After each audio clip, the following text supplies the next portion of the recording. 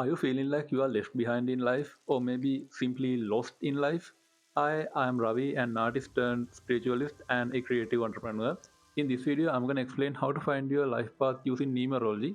Before we get in, I'd like to tell you that I was an artist, but then I felt completely lost in 2024. Then I discovered numerology and it helped my life a lot. And I built my online educational platform as well. And I built a lot of stuff actually. So my online educational brand is called C Skill. It is based in Sri Lanka as well. I was able to do all of these stuff within a year because of the numerology. So I'm gonna explain everything that I found in this video. So you are gonna get a lot of value from this video, and I'm actively making a lot of other videos like this. So make sure to subscribe and hit that bell icon so you won't miss anything. So what if I told you the exact day you were born already contains a map of your life? Okay, so here's the thing. In numerology, there's a lot of numbers like life path number, rule number, and destiny number, soul urge number. There's a lot. Okay, but when it comes to figuring out your life purpose, the only numbers that you really need and you should prioritize would be your life path number and your ruling number. And there's some other numbers as well.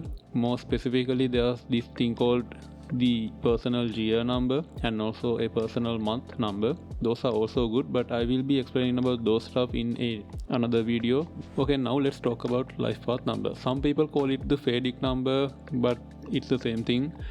The life path number is the number that comes from your full birthday. Okay, so to get this, you need to reduce your complete birthday into a single digit. But while you are reducing your birthday, if you got a master number which would be 11, 22 or 33, then you should not reduce it further. And also, by the way, master numbers are just that. I mean, there's no 44 and 55. No, those are not master numbers.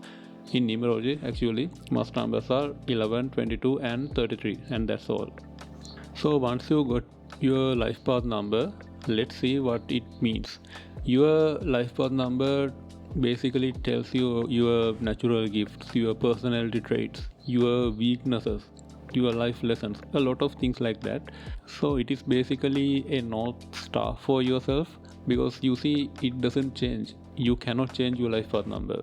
It is like a permanent thing. So yeah, you can kind of count on that. And also your ruling number.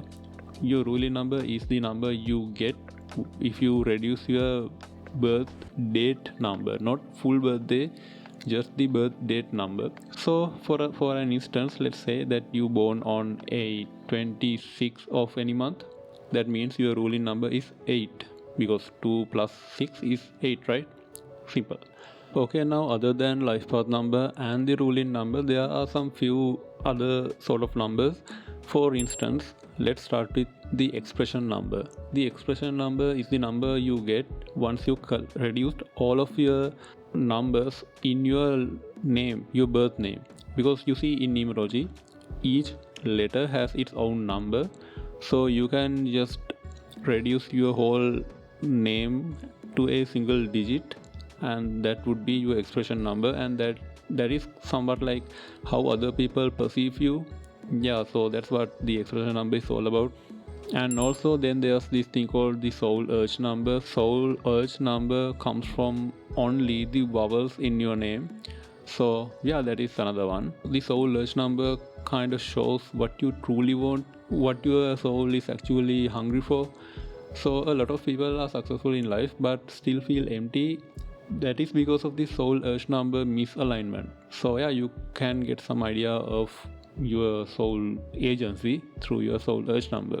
So I'm going to briefly talk about each life path number in this video, but in my next videos I will be explaining all the life path numbers separately, and in those videos I will be talking about all the personality trait, the dark side of it, the psychological triggers, and all that kind of stuff, very specific to each and every one of life path numbers. Okay, first, life path number 1. These are the people who are natural leaders and pioneers. They need to do things their own way. Their biggest struggle would be depending on others, and their career direction would be anything where they are in charge. Entrepreneurship, management, and basically starting their own thing would work really for life path number one. Now, when it comes to life path number two, these are the very connectors and diplomats. They bring people together, they work best alongside someone, not alone. Their biggest struggle would be people pleasing, their career direction would be collaboration, counseling, partnerships, anything relationship based that would really work for life path number two people. And now talk about life path 3, which by the way I did a separate video recently.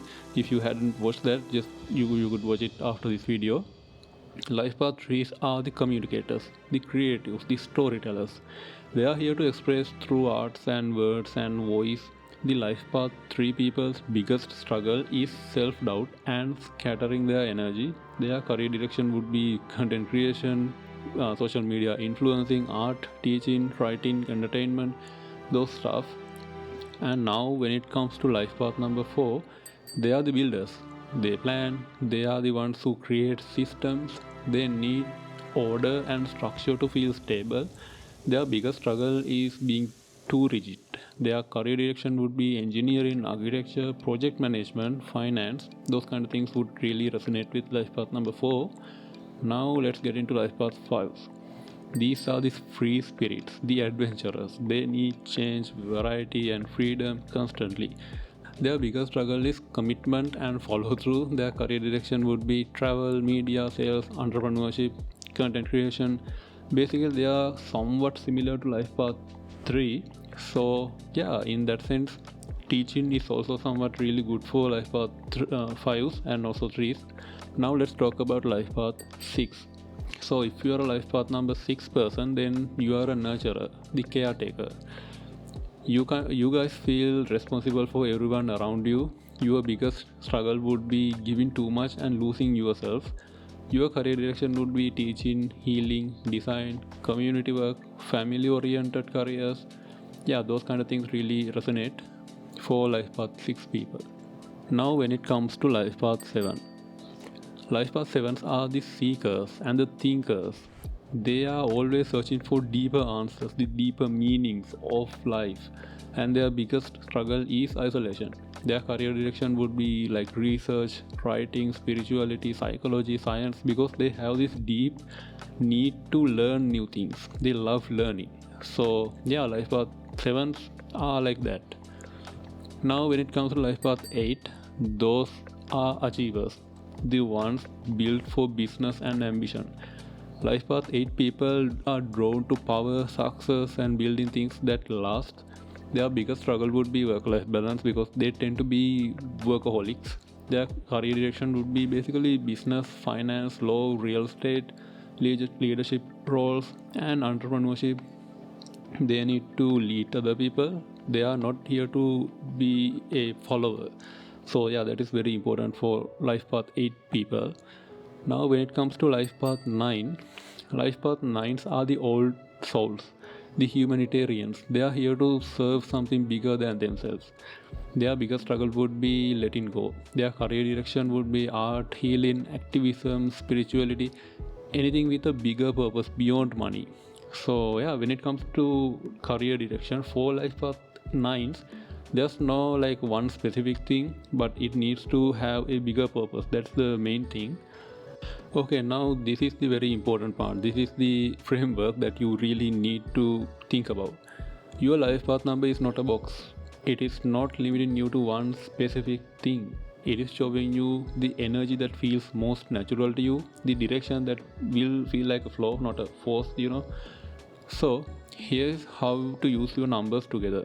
Start with your life path number because this is the important part. This is your main direction, your mission, basically your bigger why. Then look at your expression number. That shows your natural tools, your skills, how you do what you do. Then check your soul urge number. That is your fuel. What actually makes you feel fulfilled, not just successful. For example, if your life path is 3 and your expression number is 8, you are a creative communicator with a strong business instinct. That combination is so powerful for building a creative business or a content brand. If your life path is 7 and your soul urge is 3, You are a deep thinker who needs to express what they discover. That combination is powerful for writing, teaching, so basically a thought leader. So when your career aligns with your life path, your expression number and your soul urge, that is when your work stops feeling like work. That is when you stop asking, what should I do with my life? Because you already feel it. In the next videos, I'm going to go deep into each life path number. I have already done this with 1, 2, 3 life path one by one. So if you want to understand exactly what your number means for your personality and your career, subscribe so you don't miss those. And for right now, drop your life path number in the comments below. I'm curious to see which numbers are watching this video.